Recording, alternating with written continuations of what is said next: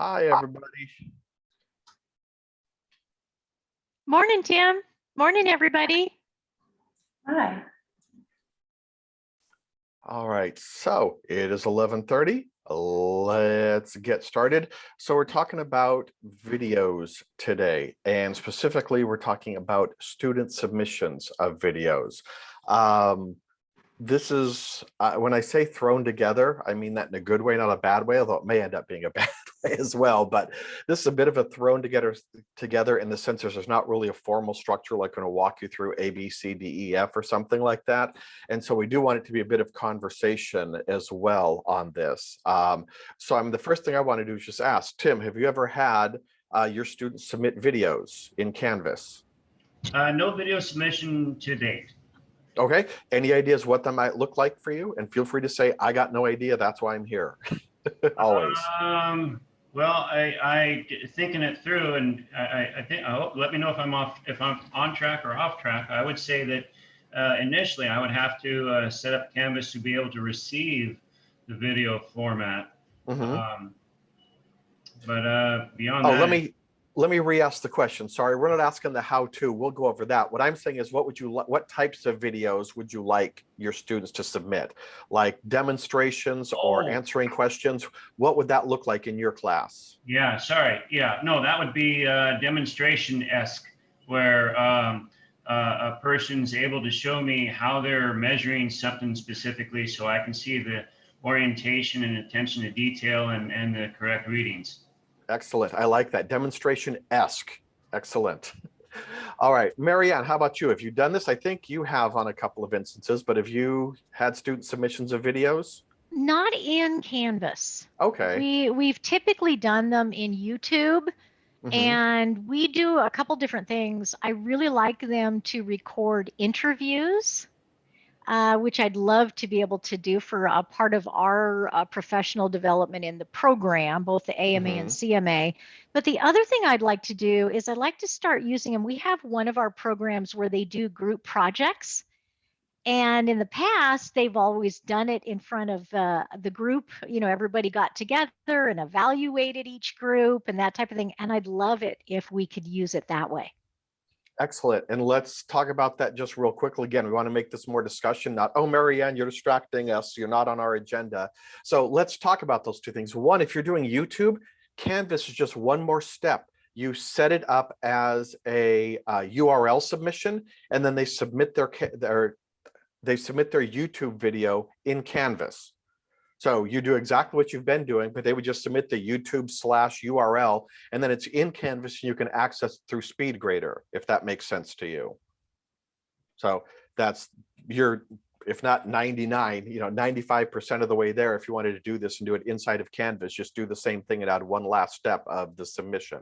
So that'd be great. And then as far as ways of them kind of doing it as a group, we're not going to talk about this in depth other than just to mention it. But one of the things you could do would be peer review or anonymous peer review, where someone submits like an interview question and then you assign 2 or 3 people to say, I don't think they answered the question well, they answered out of the park, or they said this, and I think people would judge them harshly if they phrased it that way, things like that. So you could set up a video submission to do peer review.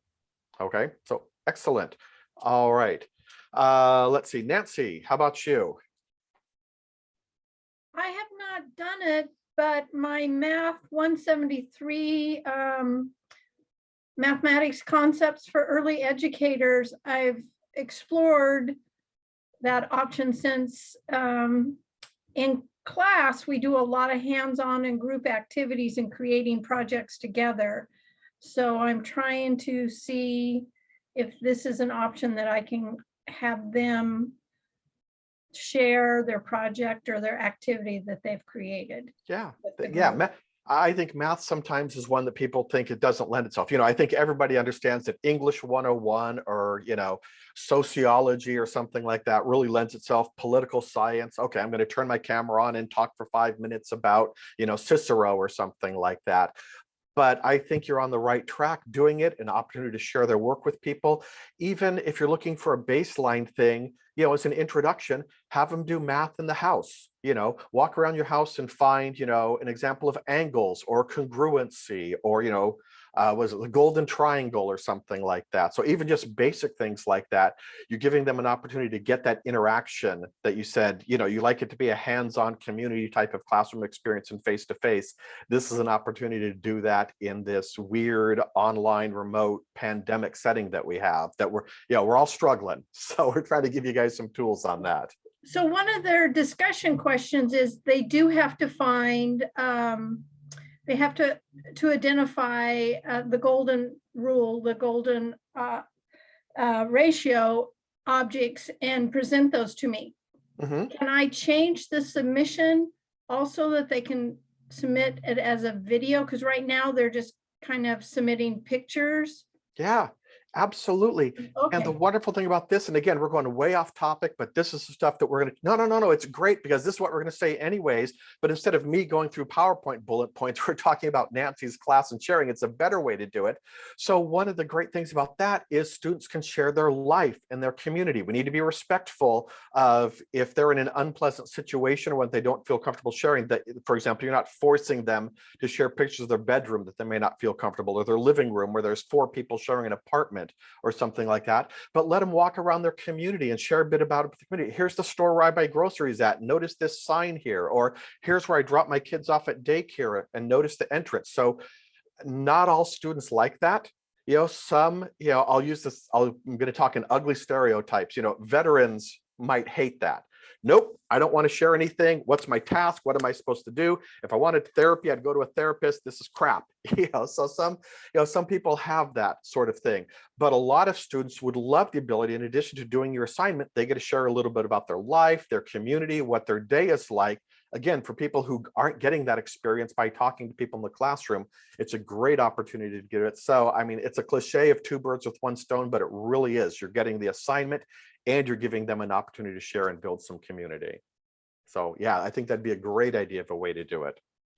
All right, Beth, do you wish to share? I know you're not an instructor, but do you wish to share anything on this, either from things that you've done at the library or things that you've seen instructors do? We always love to hear from you. That's good problem solving.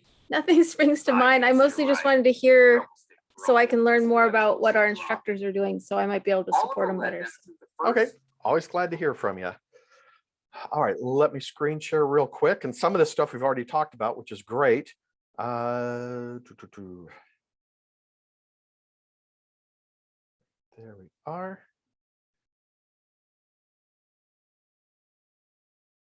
All right, so I'm not going to start mine. I'm going to just go to this because we're going to switch out of here real quick. So we've already talked about this a little bit. If any of you have ever read 7 Habits, I actually used to use it in a class that I taught. But one of the big ones is begin with the end in mind, you know, backwards design from an educational perspective. But what are we looking for at the end? And so what I want to do is just real quickly switch over to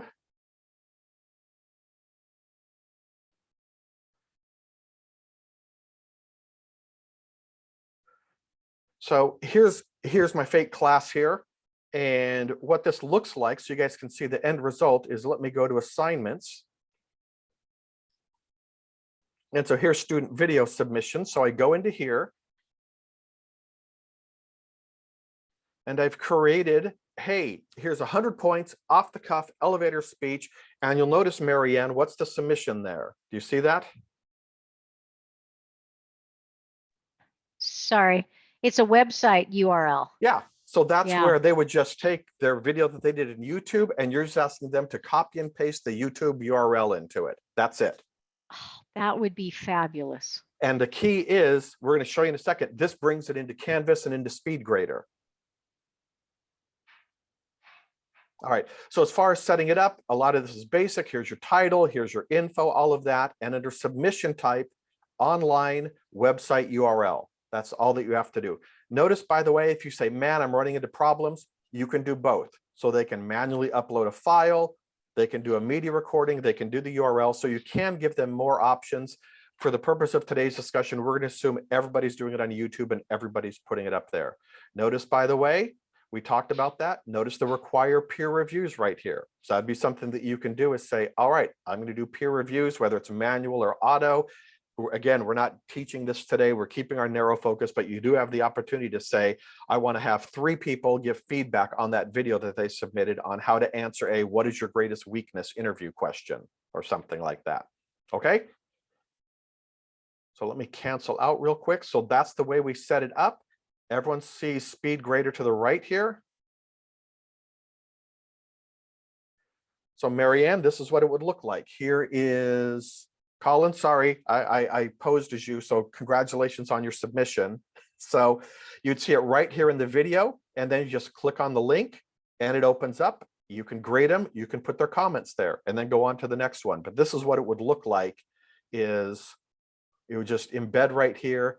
And since an embedded video, it will not play in SpeedGrader, but there'll be a click to view, and then you can view it, close that tab, and grade it and put the comments in. Okay. All right, let me.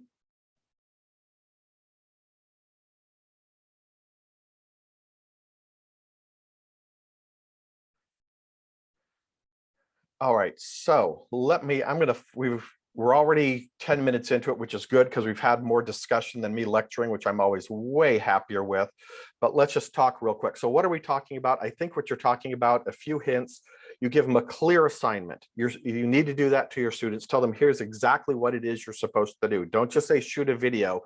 In your mind, you're giving them lots of freedom. In their mind, it's a terrifying discussion. So, if you're talking about, the golden ratio, you tell them, here's what the golden ratio is. Here's some examples of where you can find it, really laying out what they're looking for. Students make an appropriate video, and I don't mean that there's not, naughty pictures or naughty words, although that's also part of it. But do something that's appropriate for your group. If this was Roland's class, they were a lot more tech savvy, or Brian Parker's, he might set the bar up here. For some of you, you might give them 10 points just for submitting on the first assignment. You got a video in, great job, 10 points. So they upload the video to YouTube, they submit the URL. Also, they can do it directly. And we're going to talk about this in a later training. We're going to talk about Flipgrid. If any of you are familiar with this, it's really common in schools. You're going to start seeing more and more people coming into your classes familiar with this, where they're just used to submitting their videos through Flipgrid. Okay, so why do we want to do it?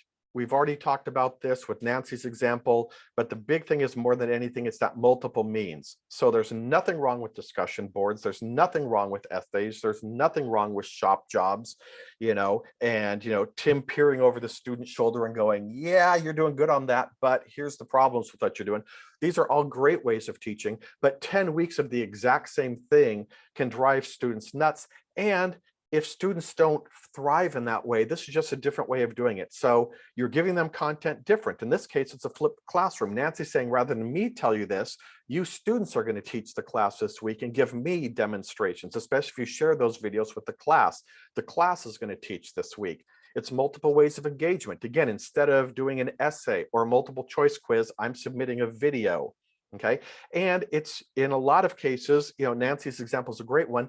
I get to share stuff that I care about. It might not be, Tim might not lend itself to that. Some of his may, but some may be, nope, there is no freedom here. You're going to do this. You're going to do it to this percent. It's going to be exactly this long, and you're going to hit these 4 steps. Again, nothing wrong with that. Sometimes we tell them, here's exactly the check marks you have to hit, but then maybe Tim can find another way to say, hey, go give me some bad examples of this you see in your neighborhood, where there's students who have that freedom to go wander around with their phone and find some stuff. Okay. Whoops.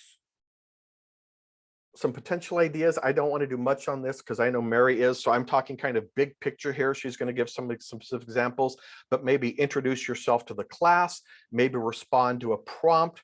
We've already talked about do a demonstration. A diagnostic is a great example in the shop. Have somebody diagnose a car. And so if you're in that, say, I'm going to go through this, and here's the checklist of what I'm going to check. I looked at this, I looked at this, I looked at this. Can you tell I know nothing about cars, so I'm bluffing here? Don't call me on it. Okay. But that, maybe have them take a neighborhood tour, do presentations, mock interviews. So, Mary's going to give, again, here's some specific examples. I'm talking big picture, but look at all the different ways that you can bring this into the classroom, as giving them a different way to have a learning experience. Some very basic tips. Number 1, start simple. Assume it's going to go sideways. It is, especially the first time you do it. So I'm not kidding with you get 10 points if your video makes it into my Canvas inbox. 10 points. 10 out of 10, congratulations. So start simple, assume it's going to go sideways, be ready to do that, which is why I wouldn't do this just once. If you're going to go through all this effort to get it done once, make it weekly or make it 3 or 4 submissions, and then make it harder, scaffold as you go through. Okay. I know we said this, but I want to repeat it. Really think about, okay, some of my students are in really tough places. Maybe they're sharing an apartment with 4 people, maybe they're homeless.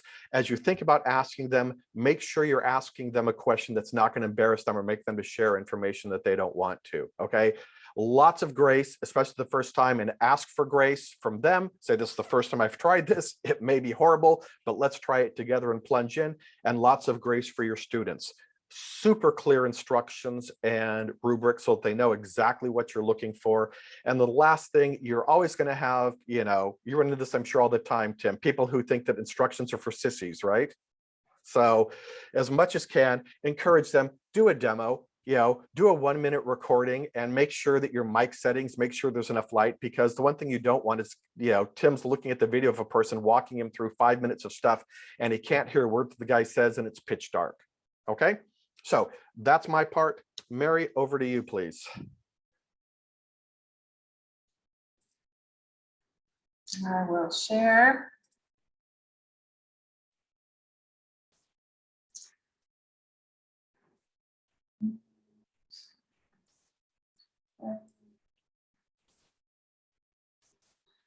All right, so we are going to talk about some different examples. Can you see what we've got going on there? We're going to talk about some different examples for how to use YouTube. And when Tim sends out the PowerPoint, be sure to put it in slideshow view. Everything that is in blue, there are some videos that I hyperlinked. So one of them, I wanted to just give you an example, and it sounds like everybody's kind of working through this. Writing's not that easy, but Grammarly can help. This sentence is grammatically correct, but it's wordy Video. and hard to Mary, read. we're not seeing it, we're just hearing it. The writer's message, and the word choice is bland. Grammarly's cutting-edge technology helps you How about craft now? compelling, understandable. Super.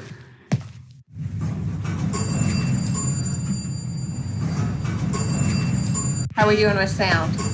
We're good.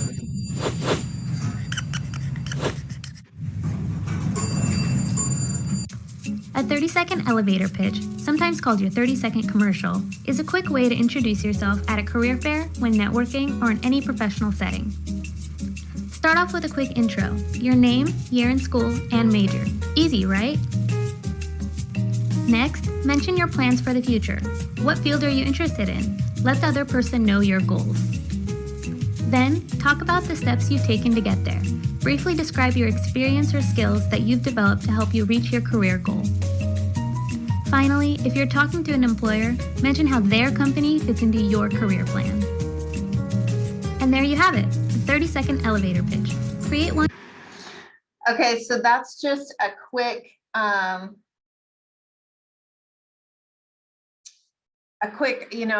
something you could use for students, but then on the blue link, are you seeing the slide now? Yeah, So but the we're on, blue links- we're on slide 1, not 2. Okay, I'm not I think sure you want why us on it's- 2, right? Yeah, we're on slide, should be on slide 2. Let's see. Are you there now? Are you there now? We are not. You know what? I'm just going to just do it Tim's way and come on.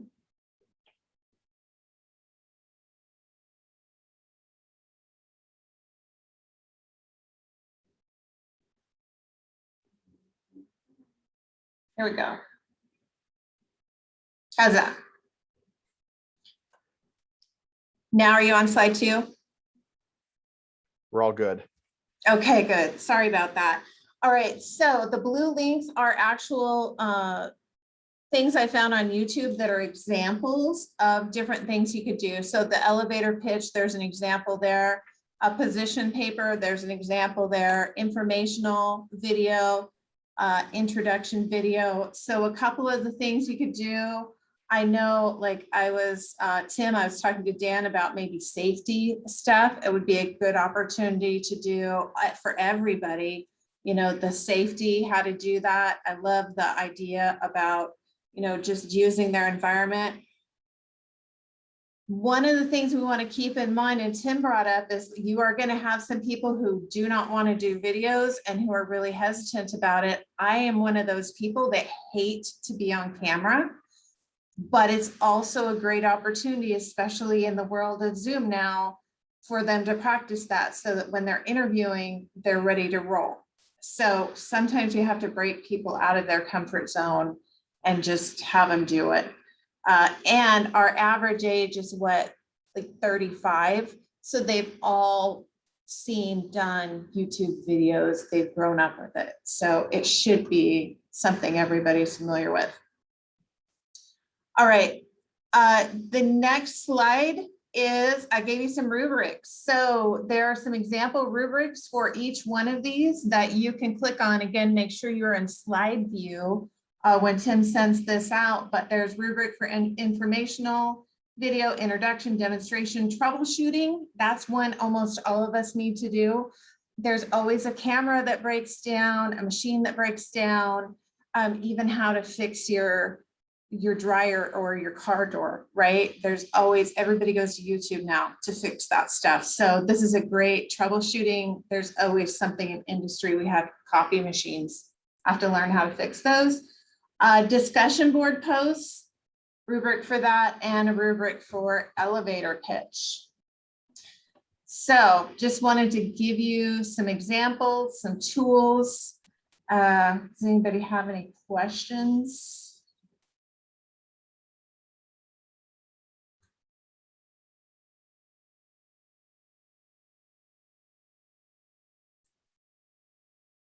Okay, let's see if I can get out of here.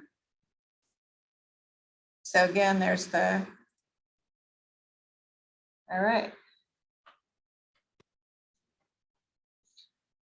So I've done them when I was teaching culinary. I gave everybody like a butter knife, and we did knife safety videos.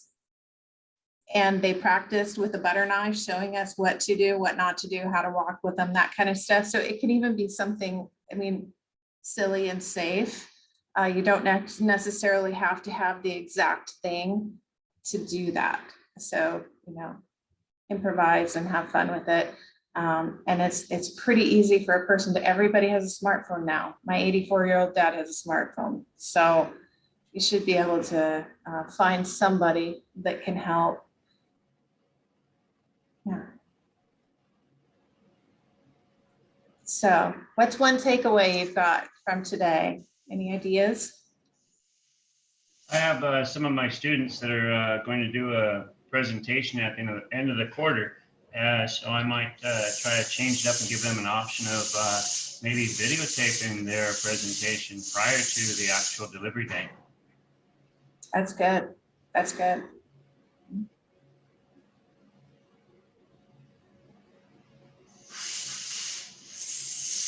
Anybody else have any ideas?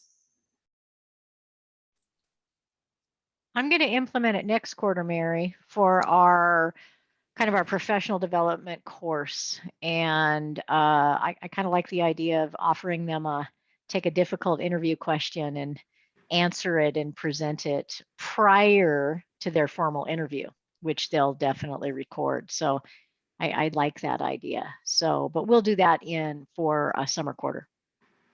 That's good. That's good. And boy, you watch yourself on a video and you really learn what you do.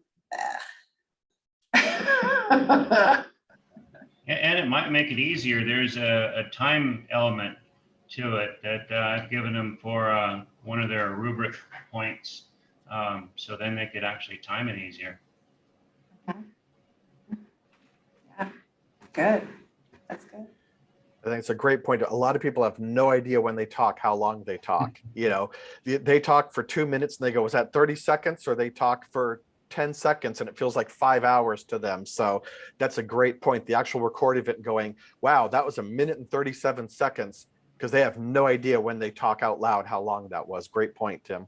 I remember one student I had in the past that had it down, timed it, prepared, practiced at home, had the timing down.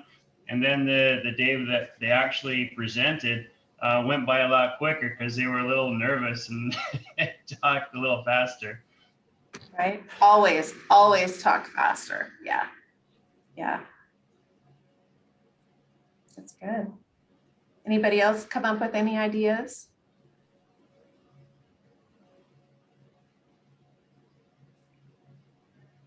Okay, then what I want to do, we're at 11:55. So just real quickly, for those of you, actually, let me do this first. How many of you have ever uploaded a video to YouTube? Hands, please. Just the two? Okay, so let's just show you real Oh, quickly. yeah. If you have, okay.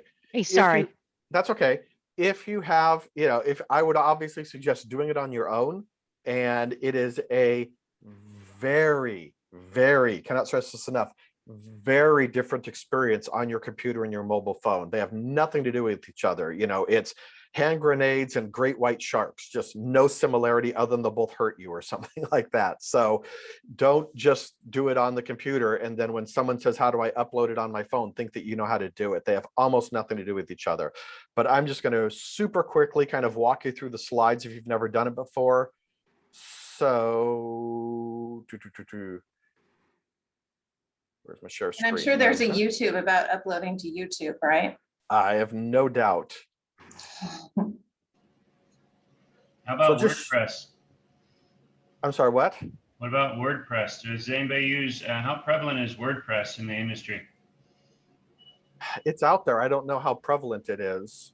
What I'll see is I'll see a lot of pages. I think that's web design is what most people use it for, is creating their web page with it. All right, so just real quickly, again, 5 seconds on each slide kind of thing. You go into your YouTube app. Yes, they have to have YouTube, and yes, they have to have a Google account.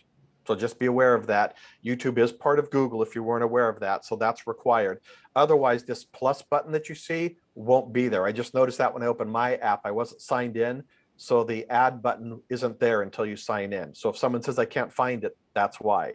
So you click on the plus button, you tell them that you want to upload a video, unless they want to live broadcast to you, and I really doubt you have a student who wants to live broadcast to you.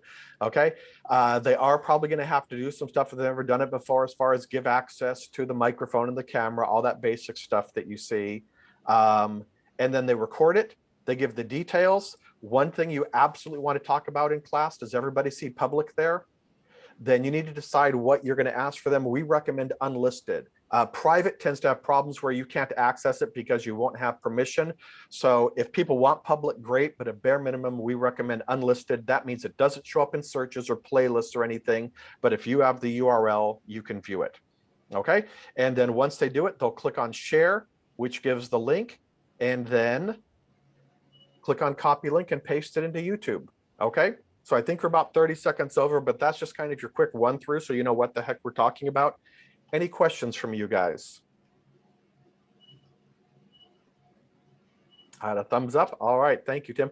So that's it. Again, more than Great. anything, it's really not that hard to do. I mean, understand it's going to go weird the first time, but it's much more an issue of you guys are kind of doing, just making the commitment of, I think this is something my students will enjoy, or I think this is going to give them, as you said, an opportunity to preview something before they have to do it formally.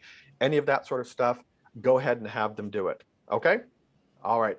Other than that, if you guys have questions, great, but we're 30 seconds late. So thank you, everybody. Awesome, as Thank always. you, guys. All right, take care. Bye, everyone.